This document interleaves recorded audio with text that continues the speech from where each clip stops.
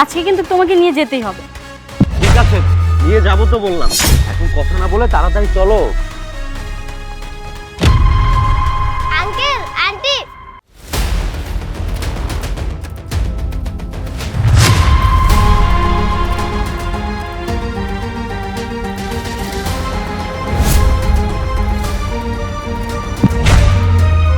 Aunty aunty uncle আপনাদের টাকা পড়েছে। আন্টি এই যে আপনার টাকা। ও শিট, কথা বলতে বলতে কখন যে টাকাটা পড়ে গিয়েছে আমি বুঝতেই পারিনি। থ্যাংক ইউ মা। মা, তুমি অনেক ভালো একটা কাজ করেছো। কি ব্যাপার, বাচ্চাটি বারবার দোকানের দিকে কেন তাকাচ্ছে? আমার কি মনে হয় জানো, ওর ক্ষুধা লেগেছে। হ্যাঁ, আমারও তাই মনে হচ্ছে। চলো না, ওকে কিছু কিনে দেই। মা, তুমি কিছু খাবে? আমার মনে হচ্ছে কি ও লজ্জা পাচ্ছে। চলো না, ওকে কিছু কিনে দেই। ঠিক আছে, চলো। মা চলো।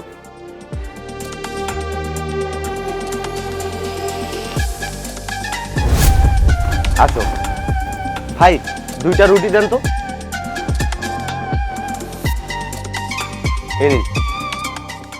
এ নাও মা।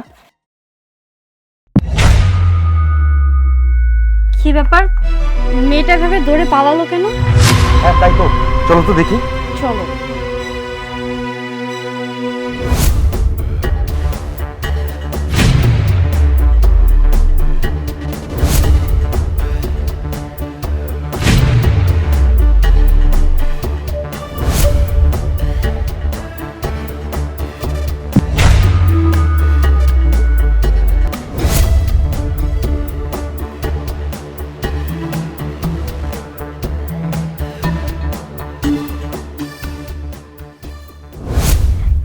মা মা দেখো আমি তোমার জন্য কি আনছি। কি আনছস মা? রুটি? তুই টাকা কই পাইলি? মা আসলে না আজকে কি হয়েছে জানো, একটা ম্যাডামের টাকা না পড়ে গেছে, সেই টাকা আমি পাইছি, পায়ের তারে ফিরাই দিছি, তারা খুশি হয়ে আমার এই রুটিটা কিনা দিছে। কি কইতাছস মা?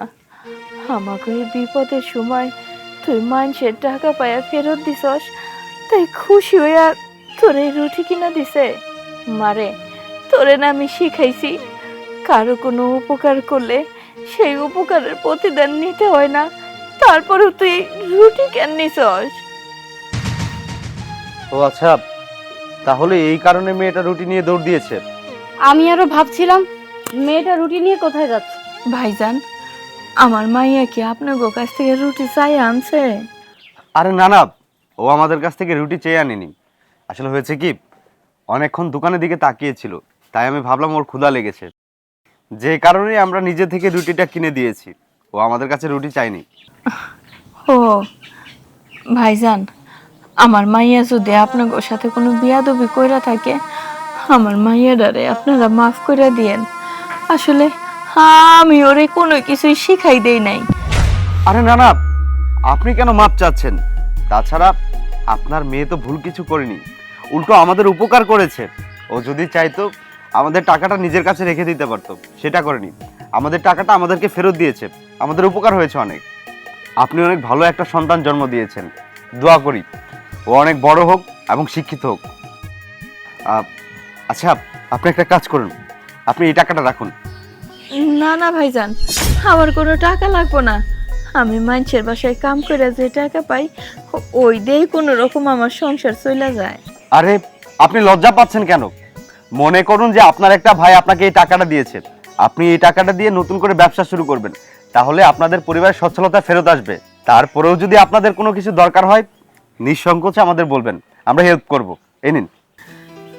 ভাইজান, আপনার কাছে আমি কি করে ধন্যবাদ দিব তার কোনো ভাষা খুঁজে পাইতাছি না।